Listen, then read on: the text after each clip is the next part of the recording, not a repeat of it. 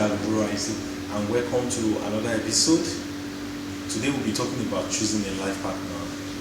This is a very, very delicate and life decision making, and it's very important that we talk about it because this determines how you live the rest of your life. You know, the moment you've chosen someone to be your life partner, that means that person is going to be with you, come rain, come sunshine.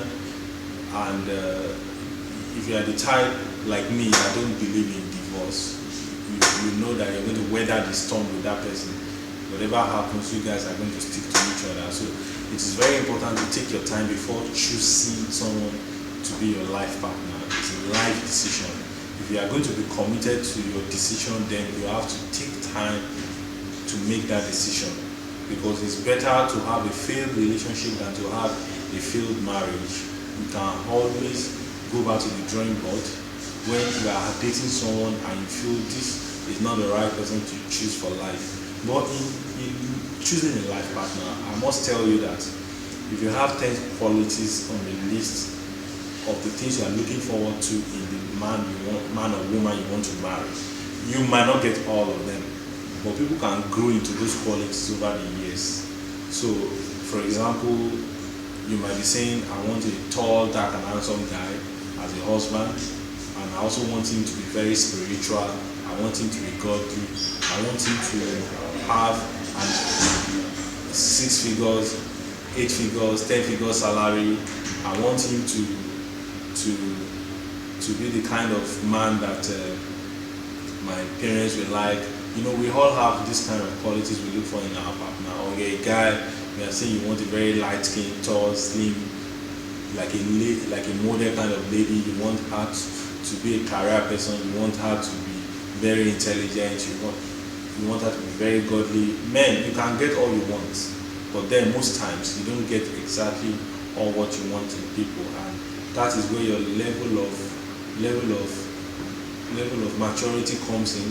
And that's where God sometimes wants to humble us by making us to kind of bend our rules, because we are not God. We don't make people, and nobody is perfect. So your ability to forgive someone of their inefficiency is what makes you committed. It's what shows that you love that person. So if everything you want in people, you always find it in them before choosing them, what if those qualities go away? Beauty can fade. Something can happen. You know, people that were slim like model could get fat. Doesn't mean that you will change your mind when those things happen. So there might be some things that you want in your life partner that you might not find, but because you are committed to that person, because you want to make a life decision, you let go of that and you focus on it. But then you don't marry people for their good qualities. I don't know how you're going to perceive this, but this is how I see it. So you look into what makes this person a bad person. Let me not say bad person now. You look at the qualities in this person that are not good enough before you take a decision to marry them. You don't focus on the qualities that are good in them. I'm not saying that the qualities that are good in them is not a good reason to marry them, but you are checking those qualities that are not good enough in them in order for you to know if you can stick with it for life. You can always trust people to change or become better, but it's not always the case. So let's just assume that this person does not change. Can I cope with this person for the rest of my life? So those are the things you look at. You don't focus on the nice things and forget that this person has their own bad side. And when those bad side keeps reoccurring, then you begin to have issues. So you should learn in your mind before you say you want to be with someone for the rest of your life, that those things are not good enough and things you can cope with for the rest of your life. And when you make that decision, you stand by it.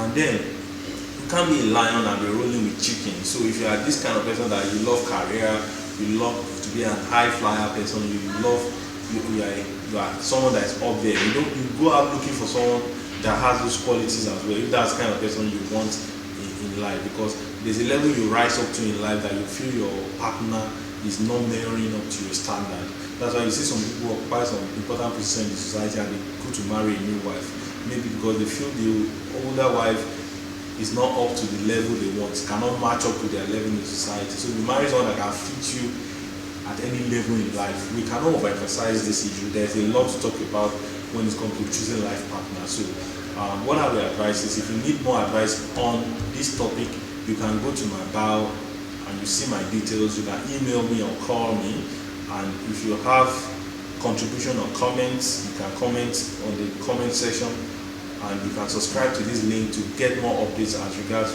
relationship topic. I am your relationship expert. Thank you for having me. Have a wonderful day.